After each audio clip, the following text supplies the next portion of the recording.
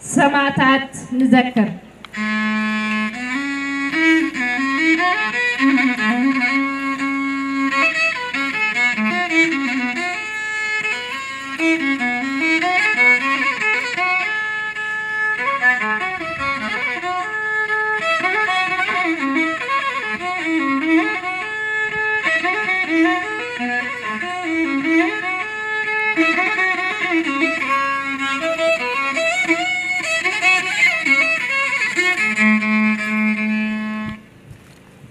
عرفتي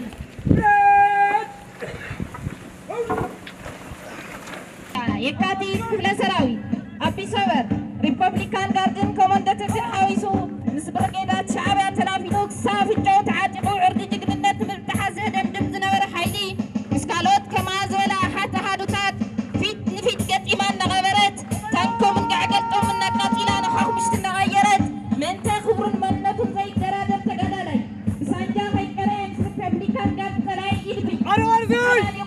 زلاتي حيل ميزانو مزاوعة عدقم من فرد زقلمات جقنا هادية ورقدينو فلسكان وتادرون مرحت تقراي كيكري أمولو خطبات يوم سبعان كتن ساعتات تطفوينا أطفا مشلوخي باللان زولو زنورو سبع عمل تجارتي مسكالوت كما زولا أحات أهادوتات شعدت مقاوي كوصانتا بزمار خطو حدا ورات تقراتي تيس قدمي التورويرات فكرتي زي كم بهقوم حقوسا مبدأي ناويات المتقرر كساب صغير فحفاها بلا تمليسو ملحسو كساب زحيكو مرالوم سنكيلا زي فنصح زمسل كباد فنصحت بشرحت مستوى جقنا هادية يكاتي لسراوي أمون قداي عد عشر يجن عد عشر وفر الله توهينا واستسيم عود وفري اتببت حاله وقنبارنا تبعخه قندما وفي كايتو توستوها لازم مسل دهول سراوي بب ساعات النوسخة بحقق قتل زنور حيل طلعي مسكالوت كما زبل أحد هبتات بناي وعلو زوخي كرين نظرت دسيعة زترفوك صنقق مرالكيغا كما هادو كاب حدار كسامو داتا زنور دما وقل حيلا وديما كي تنتواقبت تقادلو تقراي كاب دماي نوداو بايكوت زي مستعحو يوزان تازفت جقنا هادية يكاتيك تقدر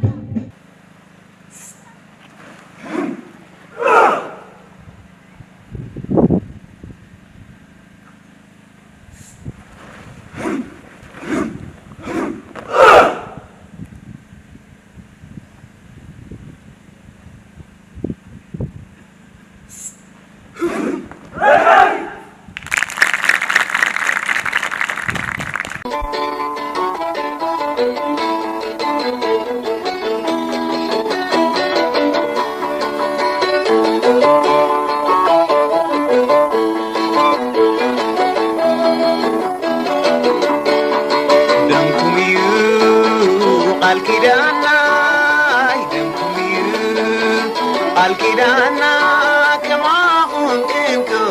كن سعبنا وحسبنا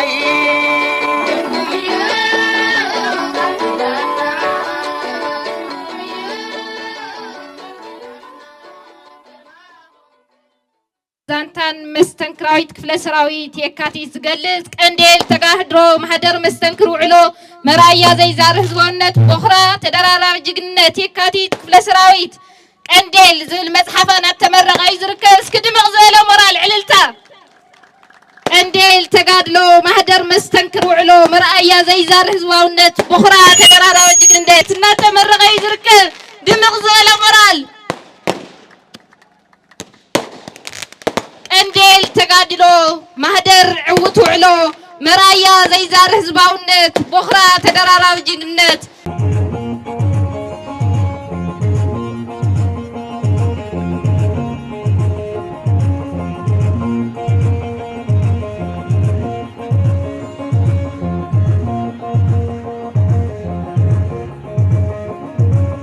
زخبركا نايلم معنتي كبر قاشانا تقادلاي نقاش حلف جنبار معراب بوليتيكاوي حلافي زخبركا جنرال أبرها تسفاي دنكل أرمر معن كلتن وانا أزازي زخبركا كونريل قبر دنقل برها كور 420 كلتن وانا أزازي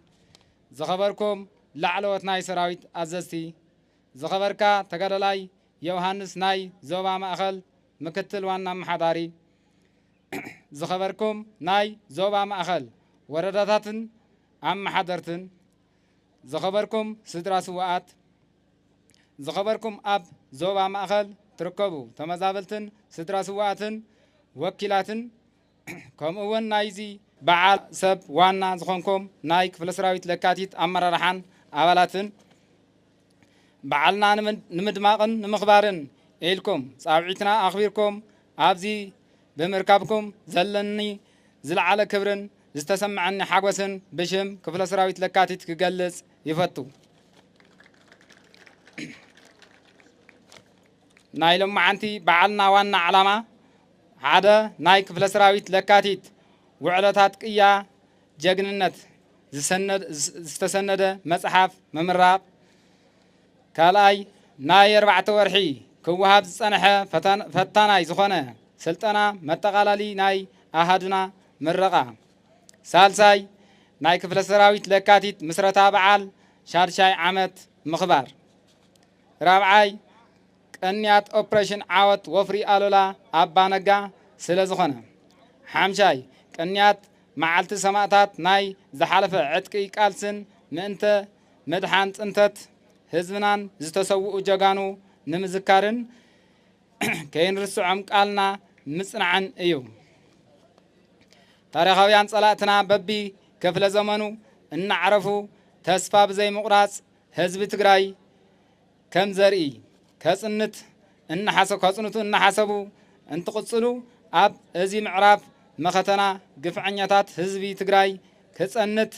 መላፍንቲ ዓዲሞም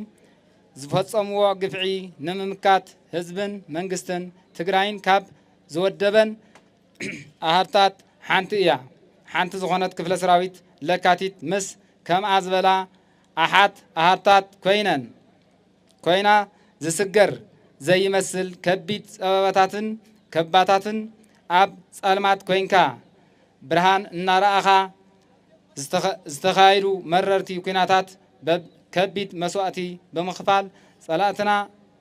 እንተይፈተው ናብ ሰላማዊ ዝርርብ ክመፁ ተኽሲ ደው ክብልን ካብ ዘኽእላ ኣሃርታት ሓንቲ እያ። ሕዚ እውን ድምፂ ተኽሲ ዋላ ኣይሰማዕ እምበር ኣብ ትሕቲ ጸላኢ ዘሎ ግዝኣትናን ህዝብናን ነፃ ስለ ዘይወፀ ግፍዒ ይፍጸሞ ኣሎ። በወረርቲ ካብ መረበቱን መሬቱን ዝተመዛበለ ህዝብና ኣብ ከቢድ ስቃይ ዓፀቦን ይርከብ። ስቃይ ህዝብና ስቃይና ስለ ዝኾነ ቃልስና ዝተመዛበለ ህዝብናን ግዝኣትናን ናብ መረበቱ ንምምላስ እዩ። ዝተመዛበለ ህዝብናን ግዝኣትናን ከይተመለሰ ሰላም ክፍጠር እዩ ኢልካ ኣይሕሰብን። እዚ ድማ ከቢድ ቃልሲ ከም ዝሓተና ተረዲእና ኣብ ጎኒ ህዝብና ኮይና በርቲዕና ክንቃለስ ምዃንና ቃል ንኣቱ። ስለ ዝኾነ ናይ ክፍለ ሰራዊት ለካቲት ዝሓለፉ ቅያታት ምዝንታውን ጥራሕ ዘይኮነስ ተወሳኺ ዓቕሚ ብምፍጣር ሰላማዊ ቃልሲ ብዝግባእ ክሳኻዕ ውግእ ንምትራፍ ዝለዓለ ብቕዓት ንምፍጣር ኣብ ንሰርሐሉ ዘለና ዝካየድ ዘሎ በዓል እዩ። ብተወሳኺ ኣሃድና ዝሰፈረትሉ ጣብያን ወረዳን ኣብ ናይ ህዝቢ ስራሕቲ ሰፊሕ ተሳትፎ ብምግባር ከም ሓደ ፖለቲካዊ ህንፀት ብምውሳድ ምስ ህዝቢ ኮይና ሓበሬታ ብምቕባል ፖለቲካዊ ዓቕምታት ዘብርኹ ኩነታት እንዳተፈጠረ ይቕፅል ኣሎ። ውዕሎ ናይ ክፍለ ሰራዊት ለካቲት ብመጽሓፍ ተሰነዱ ቀሪቡ ስለ ዘሎ ኣንቢብኩም ውዕለታትን ቅያታትን ክትርድኡ ንላቦ። እዚ ማለት ናይ ኩለን ክፍለ ሰራዊታት ትግራይ ቅያታትን ውዕለታትን እውን እዩ። እዚ በዓል ንኽካየድ ድጋፍ ዝገበርኩምልና ዞባ ማእኸል ወረዳታት ግንባር ምዕራብ ኣርማ 42 ኮረ 422 ኣመሓደርትን ነበርትን ጣብያ ይሓን ውልቀ ሰባትን ዝለዓለ ምስገና እንዳቀረብኩ ደጊመ ዘለኒ ልዑል ክብሪ ክገልጽ ይፈቱ። እሺ ጥርሐሎ ንህላዋና ዝተኸፈለ ክቡር መስዋእቲ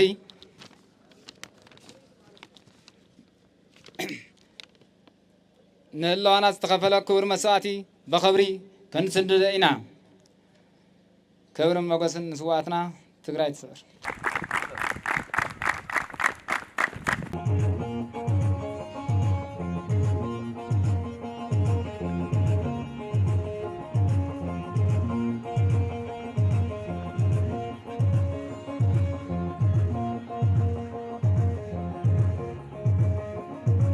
ملختي كندل كاوصماق مصحف زتوسده قيا جግንነት ክፍለ ሰራዊት ለካቲት ንኽት صحاف መበገሲ ዝኾነና ታሪክ ህዝብ ትግራይን በብምዕራፉ ዝተኻየደ ቃልሲ ህዝብ ትግራይን እዩ ታሪክን ቃልስን ህዝብ ትግራይን መጽሐፍ ብዙሕ ግዜ ዓሚቕ ፍልጠትን ምርምርን ዘድሊ እኳ እንተኾነ ከም መበገሲ ዝኸውን ካብ ባሕሪ ብጭልፋ ከም ዝበሃል ኣብ መእተዊ እዚ መጽሓፍ ተኻቲቱሎ ክፍለ ሰራዊት ለካቲት እውን ኣካል ተዓሚቕ ትሕዝቶ ዘለዎ ናይ ህዝቢ ትግራይ ቃልሲ ኮይና ኣብ ዝሓለፈ ምኸተ ካብ ምድላው ጀሚሩ ክሳብ ሕዚ ብዝተወሃበ ልኡኽ ኣብ ዘይርብርብ ቃልሲ ዘላ ኣሃዱ ታሪኻ ውዕሎኣ ቅያ ጅግንነታን ዝገልጽ ለካቲት ቀንዴል ተጋድሎ ብዝብል ርእሲ ዝተዳለወ መጽሓፍ ሎሚ ዕለት ኣብ ቅንያት መዓልቲ ሰማዕታትን ኣብ 6 ዓመት ምስረታ ተኣሃዱን እንትነመርቕ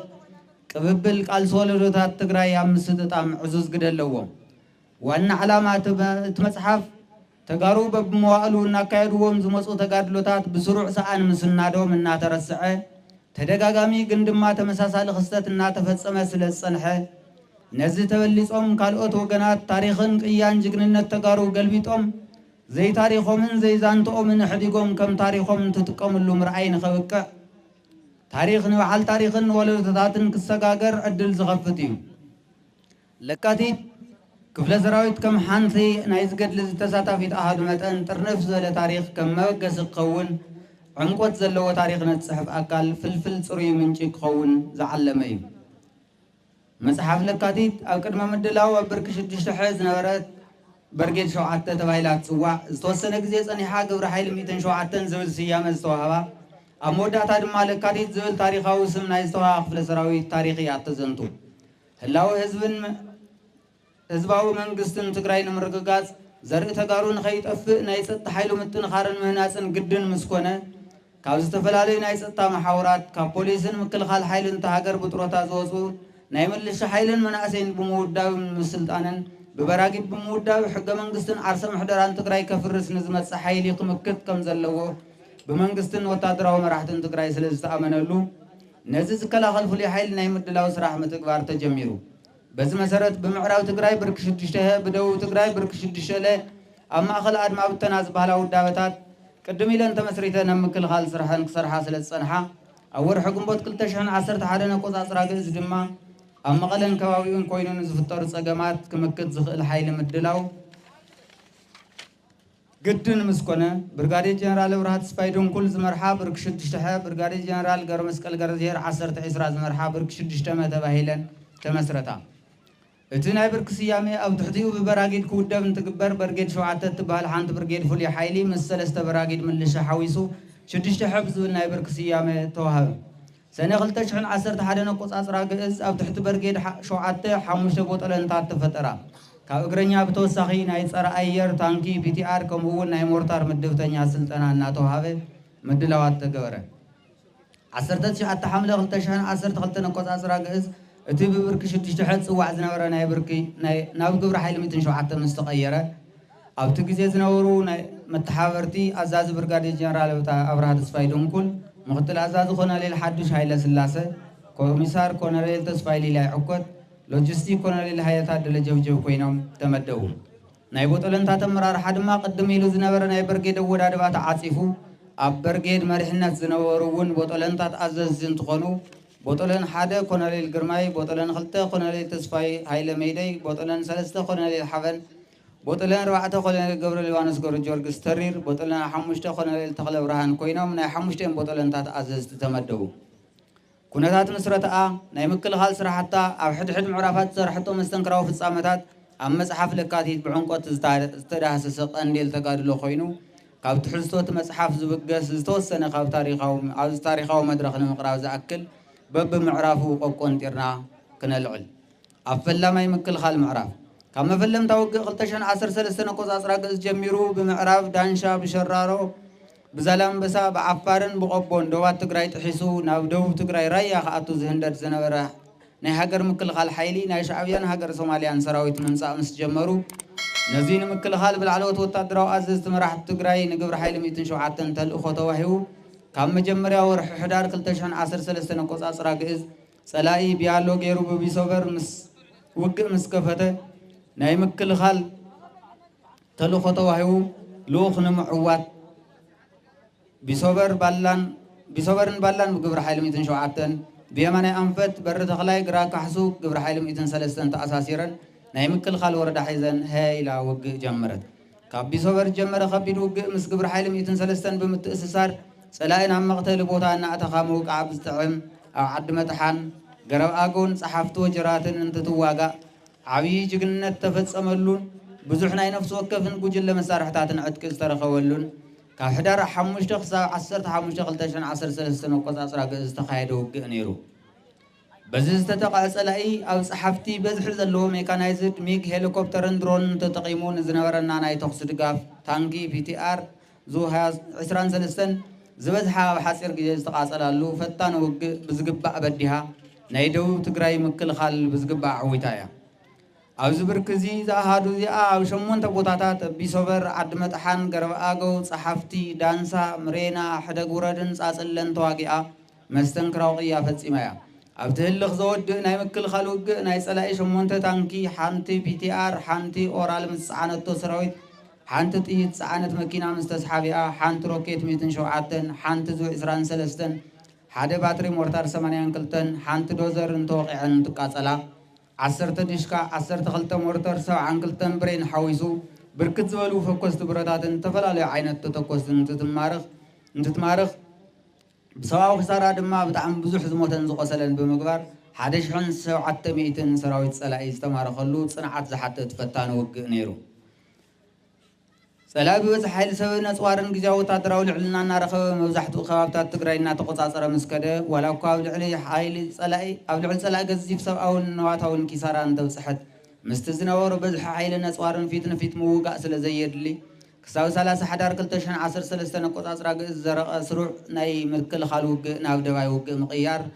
ብምቕያር መሰል ዓርሲ ውሳነ እናክረጋገፅ ሕገ መንግስቲ ክኽበር ዝተመረፀ መንግስቲ ናብ ቦትኡ ክምለስ ግዝኣታዊ ሓድነት ትግራይ ክረጋገፅ ዝብሉ ዓበይቲ ዕላማታት ተሓንጊጡ ትግራዋይ ነቲ ኣብ ልዕሊ ዝተኣወጀ ጆኖሳይዳዊ ኩናት ብደባይ ውግእ ንምምካት ናብ ካሊእ ምዕራፍ ተሰጋገረ ኣብ ደባይ ውግእ ኣብቲ 8 ወርሒ ዝተወሰደ ደባይ ውግእ ብርክት ዝበሉ ኣፀገምቲ ኩነታት ዝተሓለፈ ኮይኑ ብፍሉይ ክለዓሉ ዘለዉ ውግኣት ናይ ወርቀ ዲኖ ክባን ፍንፃሕን ብስራሒት ወፍሪ ኣሉላ ዝተመዝገበ ወርቃዊ ዓወትን ጎሊሆም ይጥቀሱ ኣብዚኦም ገደለ ካቲት እውን ገዚፍ እዩ ኣብ ወርቀ ዲኖ 2 ግንባራት ሙሉእ ሓይሊ ግንባር 2 ግንባር 4 ብምልኦም ናይ ትግራይ ፖለቲካውን ወታደራውን መራሕቲ ኣብቲ ውሽጢ ክባ ኣብ ዝነበረሉ ናይ ምጥፋእን ምድሓንን ሓደጋ እንፀላልዩ ዕርዩ ኣፀጋሚ ኣብ ዝነበረሉ ብፍፁም ናይ ሰዓራይነት መንፈስ ናብ ውግእ ተኣትዩ ናይ ክፍለ ሰራዊታትን ኩለን ግንባራትን ግንባር 4 ግንባር 2 ኣብ ወርቀ ዲኖ ግንባር 1 ግንባር 3 ኣብ ደንጎላት ዓዲ ዓውሶን ኣብ ሕንጣሎ ጎዳጉድን ብምውሃድ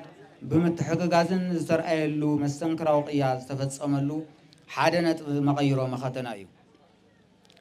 ኣብዚ ውዕለ ዝነበሩ ላዕለዎት ወታደራዊ መራሕትን ትገልፅዎ ለካቲት ካብ ንግሆ ውግእ ምጅማሩ ክሳብ መወዳእታ ምሸት ቁልፊ ቦታታት ብምቁፅፃር ኣብኡ ዝነበራ ፍጥነት ካብቲ ዝሓለፍናዮ ጉዕዞ ደባይ ተኸታታሊ ክባታት ዝቀየረሉን ናይ ሰዓራይነት ዓቕሚ ዝሰገርናሉን ፀላኢ ከምቲ ቅድሚኡ ዝነበረ ክዋግአና ዝኽእል ዓቕምን ሓይልን ከም ዘይህልዎ ዘረጋገፀሉ ውግእ ስለ ዝነበረ ናይ ክፍለ ሰራዊት ለካቲት እጃም ብጣዕሚ ዘገርም ወሳኒ ተግባር ነይሩ እቲ ውግእ መጨረሻው ናብ ሰዓራይነት ዘሰጋገረ እዩ ኣብዚ ክፍለ ሰራዊት ለካቲት ተፃወተቶ ግደ ንጠቕላላ ብድሕሪኡ ዝገበርናዮም ውግኣት ከመይ ፀላእትና ክንስዕሮም ከም እንኽእል መርኣያ ዝኾነ ፅንዓትን ጅግንነት ከም ዝፈፀመት ይገልፁ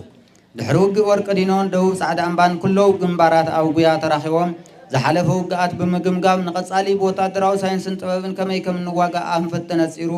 ናይ ወፍሪ ኣሉላ ውግእ ዝተተለመሉን ናይ ቀፃሊ ናይ ሰላም እማመታት ኣንፈት ተነፀረሉን ኣብ መቐለን ከባቢውን ዝነበረ ሓይሊ ፀላኢ እውን ከመይ ከም ዝድምሰስ ትልሚ ወፂኡ ወፍሪ ኣሉላ ኩለን ግንባራት ግንባር 1 ግንባር 2 ግንባር 3 ግንባር 4 ውሁድ ምትሕግጋዝን ውሁድ ውግእን ምትሕጋዝን ዝተኻየደሉ ኮይኑ ብትልም መሰረት ኣሃዱታት ብዘካየድኦ ዝተዋደደ ስርሒት ንትግራይን ህዝባን ናብ ዝለዓለ ብራኽ ዓወት ዝወስድ ካብ ደባይ ናብ ስሩዕ ውግእ ዘሰጋገረ ነጥቢ መቐይሮ ቃልስና ኮይኑ ብዓወት ተኸንበተ ኣብዚ ወፍሪ እዚ ግደ ለካቲት ክፍለ ሰራዊት ዝተዋሃብዋ ልኡኻት መንጉዳይን ዓዲ ዕሽር ናብ ዝሓፀረ ግዜ ብምውዳእ ዕዙዝ ተራ ነይርዋ ብሓፈሻ እዋን ደባይ ውግእ ክፍለ ሰራዊት ለካቲት ኣብ 16 ቦታታት ዓዲ ተገመስ ወርቃምባ ጣብያ ሰላም ነቓዕ ዞንጊ ዕዳጋ ዓርቢ ማእኸል ሰግሊ ቀይሕ እምባ ቦራ ፀልጎማይ ማዕዶ ጻታ ወርቀዲኖ ደቡብ ጻዕዳ እምባ የጭላ ሃገረ ማርያም መንጉዳይን ዓዲ ዕሽርን ተዋጊኣ ዋላ እኳ ጸላኢ ኩሎ መዳይ ልዕልና ሒዙ ንኸባቢ 8 ተዋርሕ ልዕሊ መሪሕነትን ሰራዊትን ትግራይ ብዙሓት ክባታት እናገበረ እንተጸንሐ ክፍለ ሰራዊት ለካቲት ብሰብኣዊ ክሳራ ብርክት ዝበለ ጸላኢ ሞትን ቁስሉን ጌራ 362 ምሩኽ ብምግባር ብንዋታዊ ክሳራ ድማ 8 ዲሽካ 3 RPG 55 ብሬን 20 ስናይፐር 926 ክላሽ 3 ሲስተም ሬድዮ 30 ሃንድሄልድ ሬድዮ 2 ሃንድሄልድ መምልኢ 5 ናይ ሻዕብያ ሬድዮ 2 ጀነሬተር 5 መነፅር ዓውደ ውግእን ብርክት ዝበለ ዝተፈላለየ ተተኳስን ብምምራኽ ኣብ ልዕሊ ጸላኢ ከቢድ ክሳራ ስዒባያ ኣብዚ ምዕራፍ እዚ ንበይኑ ፍልይ ብዝበለ ዝቐርብ ናይ ግንባር 4-5 ክፍለ ሰራዊታት ስርሒት ውግእ ዓዲ ዕሽር ብርክት ዝበለ ሓይል ጸላኢ ሞትን ቁስልን ኮይኑ ልዕሊ 84 ተሽከርከርቲ ምስ ዝተፈላለየ ኣጽዋር ናይ ሎጂስቲክ ኣቕርቦተንን 6 መዳፍዕ 122 4 ዙ 23 19 ሞርታር ብርክት ዝበለ ደቀቕቲ ኣጽዋርን ተተኳስን ሬድዮ ርክባት ዝተረኸበ ከም ግንባር 5 ኣሃዱታት ማለት እውን ለካቲት ደደቢት ወርዒ ደጀና ዓይጋ ሜካናይዝድን ተኣሳሲረን ሰርሖ ውፅኢት ስለ ዝነበረ ዓይጋ ሜካናይዝድን ናይ ግንባር ስታፍን ክርከብዎን ትግበር እጃም ክፍለ ሰራዊት ለካቲት ወሳኒ መሬት ኣጥቂዓ ክትሕዝ ዝተዋሃባ ልኡኸ ብዝሓፀረ ግዜ ምውዳእ ዕዙዝ ተራ ነይርዋ ኣብ ወፍሪ ዓወታት ድሕሪ መቐለ መልክዕ ቃልሲ ህዝቢ ትግራይ ብስርሒት ወፍሪ ኣሉላ ዝበረኸ ዓወት ካብ ደባይ ናብ ስሩዕ ውግእ ምስ ተሰጋገረ ካልኦት ወፍርታት እናተሰየሙ ጸላኢ መሊእኻ ካብ ትግራይ ክፅረግ ዘኽእሉ ውግኣት ምክያድ ግድን ምስ ኮነ ካብ ወፍሪ ኣዴታት ውግእ ባላ ጀሚሩ ናብ ማእኸል ኢትዮጵያ ምግስጋስ ወፍሪ ፀሓይ ብራቅ ክሳብ ዞብል ኣብ ዝተኻየዱ ውግኣት ክፍለ ሰራዊት ለካቲት ምሳሓት እግረኛ ክፍለ ሰራዊታትን ሜካናይዝድን ኣርሚ 4 ብምዃን ምስ ኩሉ ዓይነት ዘመናዊ ኣጽዋር ዝተዓጠቐ ማለት እውን ታንክታት ፒቲአር ሬስራሽ በዝሒ መዳፍዕ ድሮን ሚግ አንቶኖቭ ሄሊኮፕተር ምስ ናይ ኮማንዶ ኣሃዱታትን ኣሰሊፉ ዝነበረሉ እቲ ቦታ ድማ ንሜካናይዝድ ዝምቹ ብጣዕሚ ብዙሕ ሓይል ጸላኢ ብውሑድ ሓይሊ ንምምካት ዘይመጣጠን ብምንባሩ ብተወሳኺ እውን ኩነታት ኣየር ዓፋር ሓያል ፀሓይ ወላፈን ዝግፅዎ ሃሩር ከቢድ ጻምእ ማይ ጥሜት ነንባዕሉ ዝተመረገ ዕሻኽ ቆንጥር ዝናብ ክረምቲ ብዝዘነበ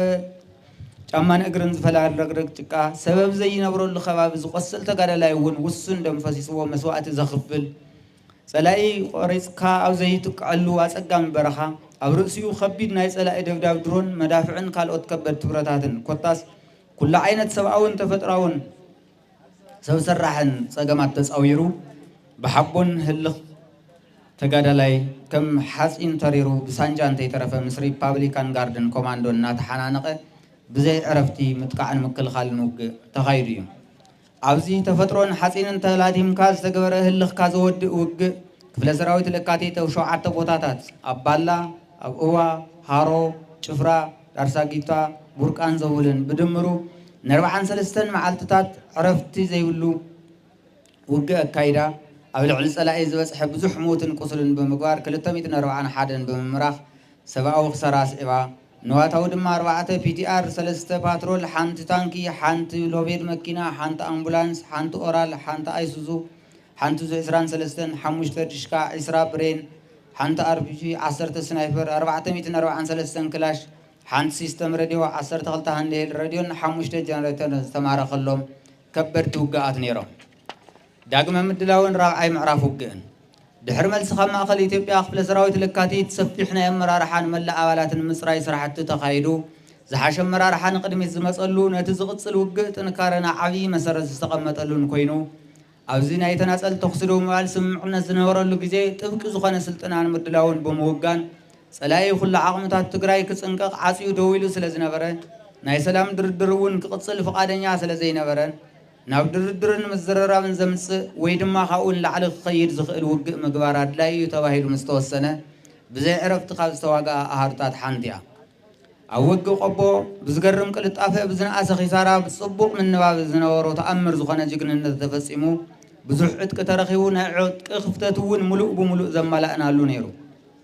أو قبو مس أربع عن كلتن كفل سراويتات أرمع إسران سلسن إسران أربعة كفل سراويتات أرمع إسران كلتن كفل سراويتات بموهاد متأثرن تاريخ أو في الصامع أمس وجنت نه أهارتات متحققات كاو جنبارنا وجنبار يدلس لزنابرة نام معراب تقرأي تنقص عيسى مسنا أرمع أربعة كلتن أهارتات نيكالوت أرمتات أرمع عشر شوعات أرمع خمسة أرمع ثلاثان سلستن أرمع ثلاثان حدن أرمع سوسة أرمع ثلاثان حمشتن أرمع عشر سلستة أرمع إسران أربعة كفل سراويتاتن بمتأسسار أبتي بتعمل خبيد نسأل أون عري زسكح حوج سلموين عد عرون تواجئة نزمرح صنعات زمهر نزواج أون صنعات زقوله خمسي زوله مستنكراو صنعات زفت سما بزخونة جزء بعدلوت كترخوا زي التاريخ أو الجنة أو في السماء أيوه استوى هاللو ريوة زحلف أول ندخونات مليس خزارون كزنتون نمجلس وبتعمز سجم وبتخيلو أو زي أهدو كم أهدو كله ترى تواسي آية دحرعك أو ساعات أو زخيلو أول نحناتي تودينا سلا أدم حيلن تتقاس النواسقنا وحدا مسمرنا وحازن تمتس وسان مريت بمحاز كندز زكال كاوخسم كسع مقال زنورو وقعتنا أو حدا خيودكو كابسمين معرف جميرو زنقالات أزنورو هزبنا قصرو خيو السخن ناي سلام سمعنا تحاسبات وني جمرو سلزنورو إذن من في الصام استتحازلو أخن معوات بزرع على جقننات نسألائي عوزلو ودويلو خصنح كندز هلو حيل نسوارن توسخون قليل فتنا خمزة يقدمو كحسب استقورلو كايدايا بحافشاو زمعراف زي كاو 10 شمونتنا حاسة غلتشن 10 تربعتنا قوس عصرا قز جميرو خصاب 10 سلستن تقمت غلتشن 10 تحمشتن نسوعن حدن معلتاتو استخيرو أو شمونتا بوتاتات أب تخلوش كوبو تسليموي عد عرو عد خوخو عكاو ساعات لقومتي كساب عد هدم كفلا سراويت لكاتي تمسن كراو سراحة تسريحة أبتهم فتنت دما وقعت بركت ولا حيل سلاي موتن قصلن بمقبر حدميتن سوعان وتادرات بممراخ بنواتاو دما سلسة ديشكا شمونتا برين حدا RPG 10 حدا سنايبر 354 كلاش 10 سلسة راديو كلتا منصر عودو قن بممراخ أو لعل سلاي عبي خسارة أو صحايا تخونتات بسلامة ومن قدس سلام كقبرلو نسألائي بمقداد تخصدو ونخبلو بفلاي أبتوم ناي مودات هزتقورو وقعات كابز حالفو وقعات زخبدن كبيد مسوعاتي يستخفل اللونيو أبتقل الله وعلتات نايز بترا أبستداخمنا اللو تسفاخي نقرص أجوخم كن عوتنا النابلة صنعات النهابة سنكن كدانن بمقراب قصولات بمقلاسن بمعقابن أوشت صلائي كبابن كوينو ناي صلاء حبريتات نتقادلتي بمهاب دقفتي خمنا تبهالن تأسرن تقتلن نبرتن توسدن تقاسلن ون تسفاخي قرصي أو زمخته زلع على ترى تساويتيو أو سلام معرف قالسي وقنا مكياد دفعت زنورو مخنياتات أو زريات ربعيزا قريبهم بوليتيكاو للزون بسلاماو من قدن خفتحو صلاة زقدد هزو تقراي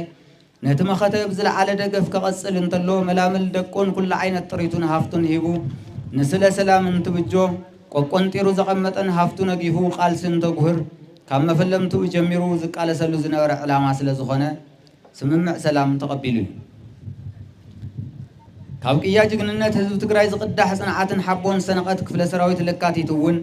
أو حد وقعات بزحات محلقاتات الناس قرات عوتات النحفزات ربها حزون عدن كتوحز لعل إجام كاب زبركتا أهرتات حانتيا بعلانا تتناخرات بزحات أهرتات مفتارن متنخارن عبية بركتو زنبرا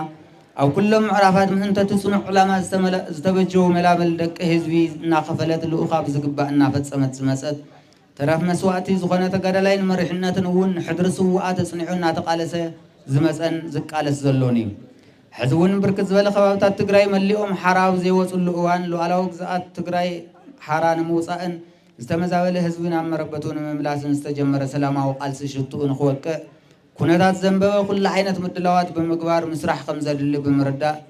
أو سحوق سراح تركب أهوديا أبز مصحف السفر نايجن النت في الصامن وعلون بدليتن فتوتن لكاتيتن أولاتن طرح تصحيح استسند زي كونس بزحات بقرواز ومرحوان زفلطوان وتادراو مرحتي خم أول نبرتي استفلا لي خبابتات تقراي بملك عقالة محتت مسكرنت زهاولو بتوسخي تأهدو ببزخد الطوري تهزبان تتقبل هزب تقراي بمدرخو بعلو خابز نقرا حق تمركيسو نتي سلمات زبره ناي صنعات عاوتن قعزو ولدوتات استقبابلو قالسي زقلص حقنيا تاريخ تسنيدو بمصحف تداليو قريب له ابزي كحسب زلوو اتمخته حزون غنا سلا زيتودئ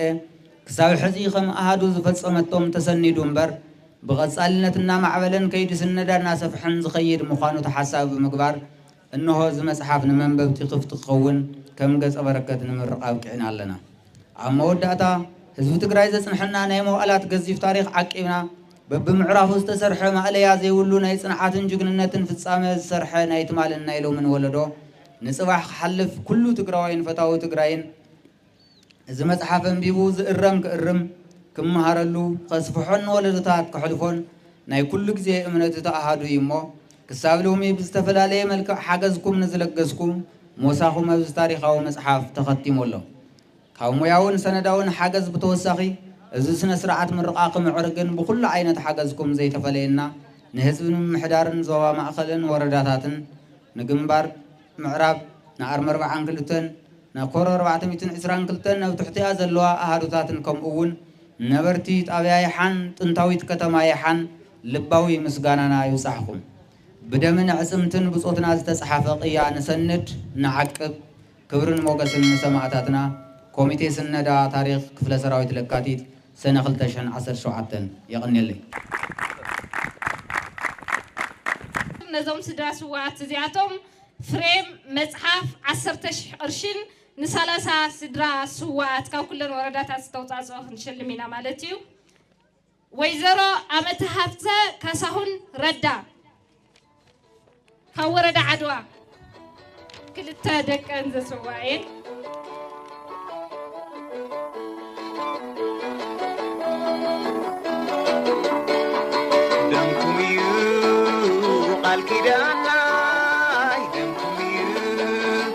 الكيدانا